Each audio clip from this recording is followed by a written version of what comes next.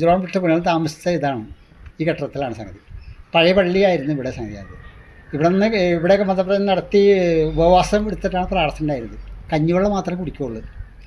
ഈ അയൽവക്കത്തെ വീടുകളിൽ പോയിട്ട് ഇത്തിരി കഞ്ഞം കൊണ്ടുവരാൻ പറയും, കഞ്ഞവെള്ളം കഞ്ഞിയൊന്നും കുടിക്കില്ല. അത് ഇവിടെ നിന്ന് നേരെ കടൽവാദത്തിൽ ഇവിടെ പടിഞ്ഞാട്ടേക്ക് കടൽ വെച്ചുള്ള കണ്ണമാരി അങ്ങനെ ഉള്ള പ്രദേശത്തുകൂടി മതപ്രചരണം നടത്തിയിട്ട് കപ്പൽ കയറി അവിടെ നിന്ന് പോകണം. ഇത് ഇവിടെ ഏകദേശം 3 മാസത്തോളം താമസിച്ചെന്നാണ് പറഞ്ഞത് പഴയ പള്ളിയിൽ.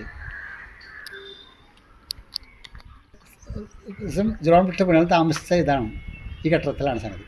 പഴയ പള്ളിയായിരുന്നു ഇവിടെ സംഗതി. അത് ഇവിടെയൊക്കെ മതപ്രചരണം നടത്തി ഉപവാസം എടുത്തിട്ടാണ് പ്രാർത്ഥന ഉണ്ടായിരുന്നത്. കഞ്ഞിവെള്ളം മാത്രമേ കുടിക്കുകയുള്ളൂ. ഈ അയൽവക്കത്തെ വീടുകളിൽ പോയിട്ട് ഇത്തിരി കഞ്ഞം കൊണ്ടുവരാൻ പറയും, കഞ്ഞവെള്ളം കഞ്ഞിയൊന്നും കുടിക്കില്ല. അത് ഇവിടെ നിന്ന് നേരെ കടൽവാദത്തിൽ ഇവിടെ പടിഞ്ഞാട്ടേക്ക് കടൽ വെച്ചുള്ള കണ്ണമാരി അങ്ങനെ ഉള്ള പ്രദേശത്തുകൂടി മതപ്രചരണം നടത്തിയിട്ട് കപ്പൽ കയറി അവിടെ നിന്ന് പോകണം. ഇത് ഇവിടെ ഏകദേശം 3 മാസത്തോളം താമസിച്ചെന്നാണ് പറഞ്ഞത് പഴയ പള്ളിയിൽ. ജോൺ വിട്ട പുണ്യാൾ താമസിച്ച ഇതാണ് ഈ കെട്ടിടത്തിലാണ് സംഗതി. പഴയ പള്ളിയായിരുന്നു ഇവിടെ സംഗതി. അത് ഇവിടെയൊക്കെ മതപ്രചരണം നടത്തി ഉപവാസം എടുത്തിട്ടാണ് പ്രാർത്ഥന ഉണ്ടായിരുന്നത്. കഞ്ഞിവെള്ളം മാത്രമേ കുടിക്കുകയുള്ളൂ.